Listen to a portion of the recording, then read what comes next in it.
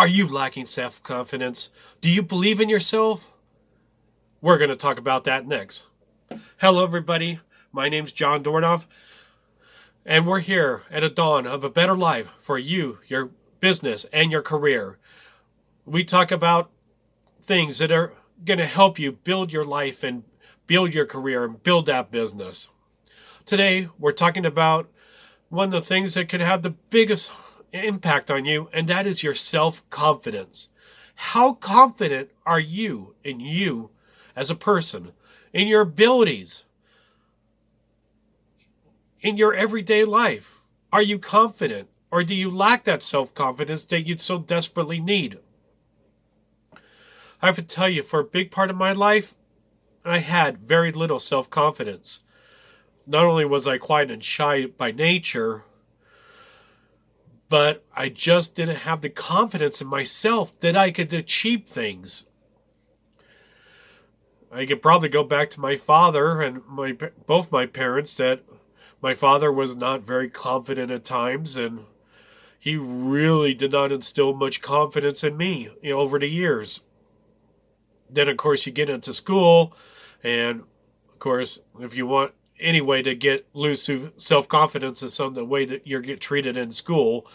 And in high school, there was a lot of times I was not treated very well. And so, but I mean, my lack of self-confidence just increased the problems. And I mean, I had no self-confidence even to talk to girls. No self-confidence when it came to my career, my business. So I struggled a lot with it. I remember, I think it was in the 10th grade, there was a girl I liked, and she liked me. She indicated she liked me, but I did not have the self-confidence of myself to even really get beyond that point that, of talking to her. I had the perfect opportunity and just blew it. And that continued on when I was, after college for a few years. Same things kept happening. But over time, I had to realize the fact that, I could achieve stuff. I could do things. I think when my self-confidence really turned around for me was when I started, certain businesses I worked in or worked for. I really started to understand that I could achieve things and do great things. Perfect example is when I took a Kmart grocery department. Of course, we all know the stories about how bad Kmart is. I took a grocery department in 2011 and turned it into the only department in the entire West Coast that had the only department in any store that was positive same store. And that went in a 4-month period. It went from a negative down 10% same store sales to positive 12% same store sales in a 4-month period. But then again, the problem with Kmart is the fact that really ownership didn't care if the company succeeded. So really, they didn't do anything for me. In fact, my hours were going to be cut because it was after Christmas season. But it showed that I could achieve it. Of course, I went back to school, got my master's degree. I proved to myself I could do it. And I keep on proving to myself every day. And I've mentioned the book, Banish Your Inner Critic, by Denise Jacobs. If everybody has a problem with their inner self-critic, and you have to banish that inner self-critic, because he will hold you down at all the time. He doesn't care, all he's trying to do is keep you down.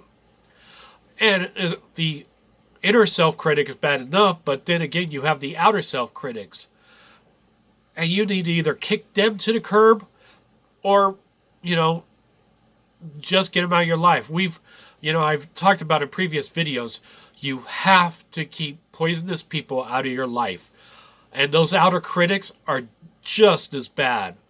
They need to be purged out of your life if you are indeed going to have any self-confidence. So what I would encourage you to do is, number one, take a look, do an inventory of the successes you've had in life. You may say, oh, I don't have any successes. I'm going to tell you, you have successes, and you need to be looking at them and saying, yeah, I do have successes. Wow, I've done a lot. I look over my life, and there is a lot of times there I was successful, but didn't think about it as being success. So you have to do that. So number one, do an inventory of those successes. Number two, of course, banish that inner critic. Kick it to the curb. Kick it, flick it off your shoulder. Read that book, about, kicking the inner critic to the curb. Because the inner critic is not benefiting you, it's only harming you. Now, I'm not talking about the inner voice. Sometimes there's also the inner voice that tells you to avoid things that are, can harm you in the long run. I'm not talking. And sometimes it's kind of hard to decide, is this the inner critic that's being bad, or the inner critic is trying to help me? Sometimes that could be a fine line. And then once you do that, the other thing is, don't be afraid to, go out on a limb. Do something that you've never done before to show you and give you even more self-confidence in yourself. 4, now once you banish the inner critic, of course, banish the outer critics. Get rid of people in your life who are only putting you down or holding you back. And so number 5, of course, is find those people that are going to build you up, make you a better person. You can achieve great things.